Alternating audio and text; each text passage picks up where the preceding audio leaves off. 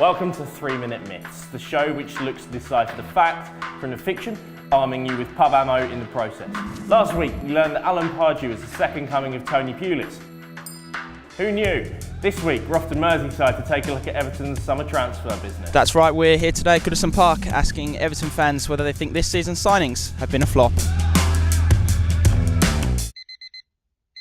Do you reckon this season's signings have flopped or lived up to expectations? Flopped massively. They've flopped, I would say. You know, Joe's going to come out smoking, ain't going to be joking out about pecking and poking and pudding. Probably need time, I'd say flop. I'm not really living up to expectations at the moment. I'm going to destroy Joe Frazier. It'll be a rumble in the jungle. Do you think this season's signings have flopped? No. In the main, yeah. Yeah, looks like it. They flopped. No. No.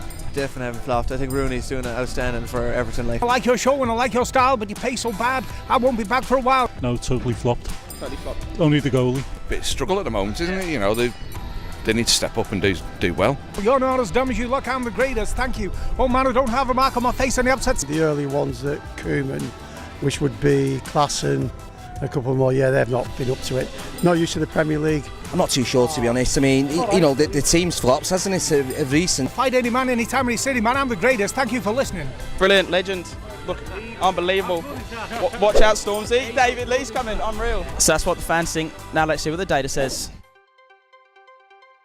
Everton are having nowhere as good a season as their fans might have expected, given the high amount of money that was spent during both the summer and winter transfer seasons, and it's easy to point the finger as the new players as having performed below expectations. Our performance ratings certainly support this accusation. Summer signings such as Rooney, Sigurdsson, Klassen and Sandro have all performed at a lower standard than they were for their previous clubs last season. However, the underperformance seems systemic to the whole Everton squad. The same can be said for the performances of established players like Gay, Schneiderlin, Tom Davis or Ashley Williams. Understanding the reasons that underlie this pervasive underperformance is a complex question that merits more than a quick explanation. However, we can venture a few talking points so fans can take this debate home. Comparing Sigurdsson's persona profile from last season at Swansea versus this season at Everton helps us tell a story of why he might be underperforming. His attacking characteristics like shot taking and crossing have been reduced in lieu of defending and aerial game features. Similar changes can be seen in established Everton players. The comparison of Schneiderlin's profile from last season versus the current one shows that his proficient passing and possession control role has been sacrificed for higher defensive and aerial game. Idrissa Gueye has undergone a similar transition in role, with his game also being characterized by defensive duties rather than controlling possession.